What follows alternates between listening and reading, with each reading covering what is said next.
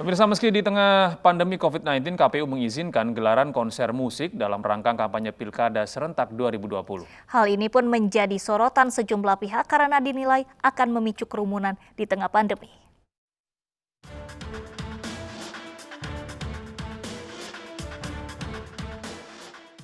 Pilkada serentak tahun 2020 berbeda dengan pilkada serentak sebelumnya karena digelar di tengah pandemi COVID-19.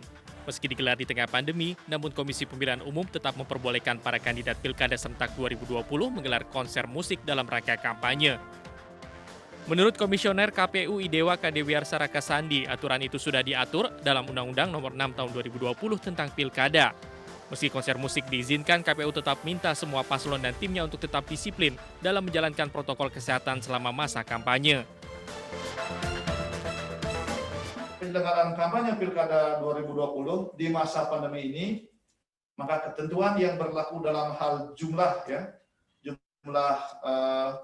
pendukung yang hadir dalam satu kampanye itu mengikuti peraturan KPU nomor 10 tahun 2020 yang sudah dengan sangat eksplisit menyebutkan orangnya. Jadi ada dua alternatif, ada yang kemudian maksimal 50 orang, ada yang maksimal 100 orang sesuai dengan jenis kampanyenya. Di sisi lain, Menteri Dalam Negeri Tito Karnavian justru melarang kampanye terbuka yang bisa melibatkan banyak orang di satu lokasi. Tidak diperbolehkan untuk arak-arakan maupun menggelar panggung musik atau dangdutan. Mendagri mengimbau para kandidat untuk memanfaatkan kampanye secara virtual maupun media sosial untuk meraih simpati pemilih. Sebelumnya, puluhan calon kepala daerah petahana sudah mendapat teguran keras dari Mendagri karena melanggar protokol kesehatan saat mendaftar di KPU. Kebanyakan karena menimbulkan kerumunan saat konvoi untuk mendaftar sebagai calon kepala daerah dan berpotensi menyebarkan virus corona.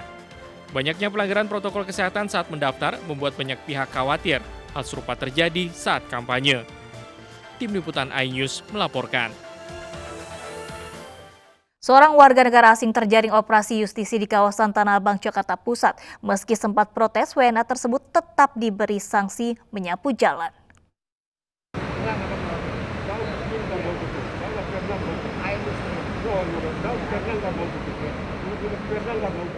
Warga Mali, Afrika Barat ini tak terima saat terjaring razia di Pasar Tanah Abang, Jakarta Pusat. Ia ditangkap saat merokok sambil mengendari motor dan tidak menggunakan masker. WNA ini akhirnya menjalani sanksi menyapu jalan.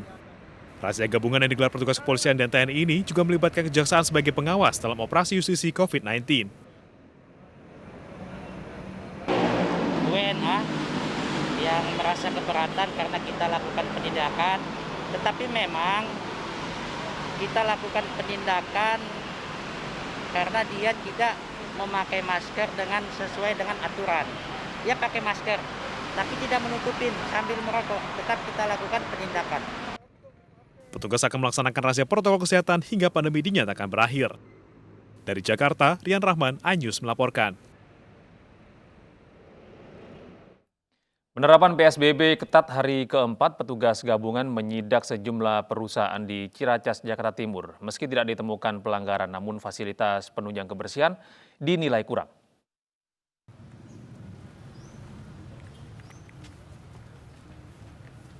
Wali Kota Jakarta Timur, Dinas Tenaga Kerja dan Transmigrasi, serta Satpol PP, TNI, dan Polri menggelar operasi mendadak guna memeriksa kepatuhan perusahaan dalam menjalankan PSBB secara ketat.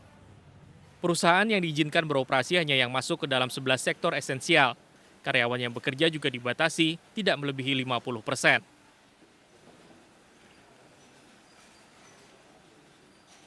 Tak hanya perkantoran, beberapa rumah makan di sekitar Jakarta Timur tak luput dari sasaran operasi petugas. Meski tidak ditemukan pelanggaran, namun petugas menemukan masih kurangnya sarana dan prasarana pencegahan COVID-19. Pelanggaran protokol kesehatan tidak ada, cuman hanya kurang sarana prasarana. Saya minta supaya dermaga tambah 4, karena ada 140 pegawai. Apakah setiap hari mereka harus ngantri, berdekat-dekatan. Yang kedua, wastafel cuma hanya 1, saya minta 4 lagi tambah. Sama laporan progres gugus tugas. Gugus tugas ada, tapi fungsinya nggak jalan. Penindakan penerapan protokol kesehatan akan terus dilaksanakan sampai penerapan PSBB DKI Jakarta berakhir.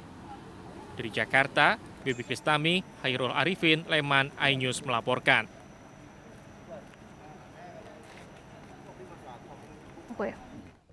Stadion Patriot Candrabaga sudah bisa digunakan sebagai tempat isolasi pasien COVID-19 tanpa gejala per hari ini. Pemerintah Kota Bekasi pun menyiapkan puluhan tempat tidur untuk menampung para pasien COVID-19.